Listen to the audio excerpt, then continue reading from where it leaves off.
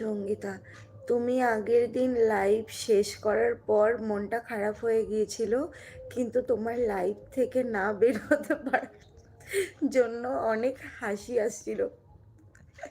এটা আর বলো না।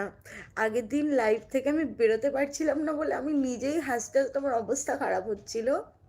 কারণ আমি ভাবছি লাইভ থেকে কি করে মানে বের হব। এখনো আমার হাসি পাচ্ছে আগের দিনের কথা মাথায় আসলে, জানো তো। মানে কি যে একটা ব্যাপার ছিল।